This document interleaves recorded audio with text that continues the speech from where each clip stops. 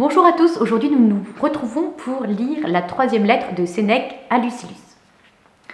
Tu as remis des lettres pour qu'il me les apporte, comme tu l'écris, à ton ami. Puis tu me recommandes de ne pas le mettre dans la confidence de toutes les affaires qui te concernent, parce que tu n'as pas l'habitude, même toi, de le faire. Ainsi, dans la même lettre, tu l'as nommé ami et tu as nié qu'il l'était. Ainsi donc, si tu t'es servi de ce mot de sens plein comme s'il était banal, et si tu l'as appelé ami comme nous nommons tous les candidats hommes bons, comme nous saluons par maître les premiers venus dont le nom nous échappe, passons. Mais si, à ton avis, est un ami quelqu'un auquel tu ne fais pas exactement autant confiance qu'à toi, tu fais une grave erreur et tu ne connais guère la portée de l'amitié vraie.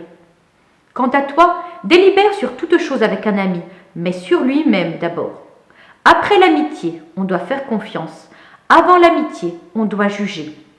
Ils inversent, quant à eux, l'ordre des devoirs, ceux qui, à l'encontre des préceptes de Théophraste, jugent une fois qu'ils ont aimé, et non pas aiment une fois qu'ils ont jugé. Réfléchis longtemps pour savoir si tu dois prendre quelqu'un en amitié. Une fois décidé, accueille-le de tout ton cœur. Parle-lui aussi hardiment qu'à toi-même. Toi, en tout cas, vis de telle sorte que tu n'aies rien à te confier que tu ne puisses confier même à ton ennemi. Mais vu qu'interviennent des faits qu'il est d'usage de garder cachés, mets en commun avec ton ami tous tes soucis, toutes tes réflexions. Si tu le crois fidèle, tu le rendras tel, car certains ont enseigné à trahir en craignant de l'être, et ceux-là ont justifié la faute par leurs soupçons. Quelle raison y a-t-il pour que, moi, je retienne des paroles en présence de mon ami ? Quelle raison y a-t-il pour qu'en sa présence je ne me croie pas seul ? Certains racontent aux premiers venus ce qui ne doit être confié qu'aux amis et se déchargent sur n'importe quelles oreilles de tout ce qui les brûle.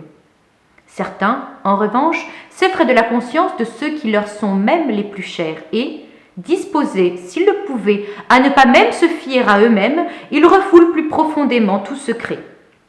On ne doit faire ni l'un ni l'autre, car l'un et l'autre sont un défaut. Se fier à tout le monde comme à personne. Mais je dirais que l'un est un défaut plus honorable, l'autre plus sûr. Ainsi, tu réprouveras les deux sortes d'hommes, ceux qui se privent toujours de repos comme ceux qui se reposent toujours. Car lorsqu'on se réjouit dans l'alarme, ce n'est pas de l'activité, mais le va-et-vient d'une intelligence traquée. Et ce n'est pas du repos quand on juge que tout mouvement est un poids, mais du relâchement et de la langueur.